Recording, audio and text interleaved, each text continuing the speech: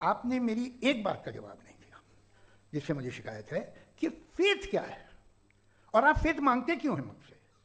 आप तो लॉजिकल हैं, आपके पास तो सारे रैशनल्स हैं, आपके पास सारे सबूत हैं, तो आपको फेथ की डिमांड क्यों करते हैं कि भाई तुम सरेंडर कर दो और सवाल मत करो। कोई मजहब सारे सवाल करने की इजाजत नहीं देता है और मना करता है कि ज़्यादा सवाल ना करो, बह जाओगे तुम।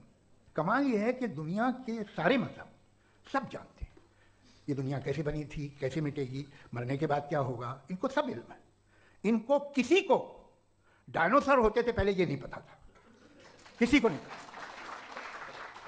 किसी भी दुनिया की मजहबी किताब में डायनासोर का जिक्र नहीं है। जिस दुनिया में आप बैठे हैं सर, ये हॉल जो है, ये इलेक्ट्रिसिटी जो है, ये माइक जो है, जिस हवाई जहाज से आप आए थे, वो जिस कार से आप यहाँ आए हैं, ये सब उन लोगों की बनाई हुई है जिन्होंने सवाल किए थे। ये दुनिया जिसमें आप आज आराम से हैं, ये उन लोगों की बनाई है कि जिन्होंने सवाल किए थे और हर स्टेज पे इन सवालों को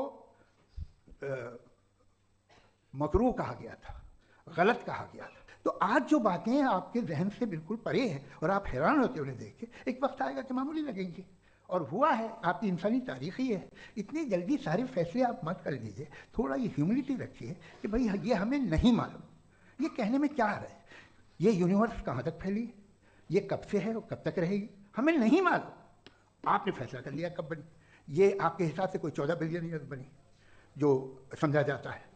उससे पहले हजारों करोड़ों अरबों साल तक खुदा बैठा क्या कर रहा था, खामोश बैठा था, ऐसी जमाइयाँ ले रहा था। फिर उसे आइडिया आया, यार एक काम करते, वक्त अच्छा गुजर जाएगा, यूनिवर्स बना से सोचिए। तो हम अपनी जहालत से लड़े, उसकी परस्तिश ना करें। Thank you so much. तर्कों की श्रृंखला में राउंड 2 के लिए मुफ्ती साहब को आमंत्रित कर रहा हूँ। शुक्रिया।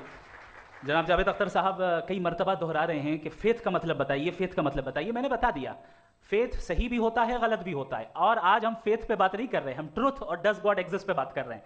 क्या डज गॉड एग्जिस्ट, ये ट्रुथ यानी गॉड है या नहीं है, इसमें से दोनों ट्रुथ क्या है। अब आप उसे फेथ कह लें, बिलीफ कह लें, नॉट माई बिजनेस।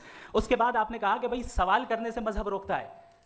मैं कहता हूं जो रोकता है वो रोकता होगा, मैं नहीं रोकता, बल्कि सवाल करें, सवाल करना चाहिए। सवाल कर करके तो हम आगे बढ़ते हैं, तरक्की करते हैं, और इसीलिए मैं आज यहाँ पे आया हूँ। लेकिन सवाल सिर्फ खुदा से नहीं होगा, आपसे भी होगा।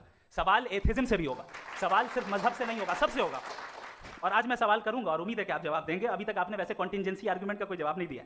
चलें, आपने कहा यूनिवर्स के बारे में इटर्नल क्यों नहीं बोल देते। ये चूंकि लॉजिकली पॉसिबल ही नहीं है कि यूनिवर्स इटर्नल हो। यूनिवर्स एक कॉन्टिंजेंट चीज है जो टाइम एंड स्पेस के पाबंद है, टाइम एंड स्पेस से बाउंड है। जो टाइम एंड स्पेस से बाउंड होगा वो कॉन्टिंजेंट होगा, जो कॉन्टिंजेंट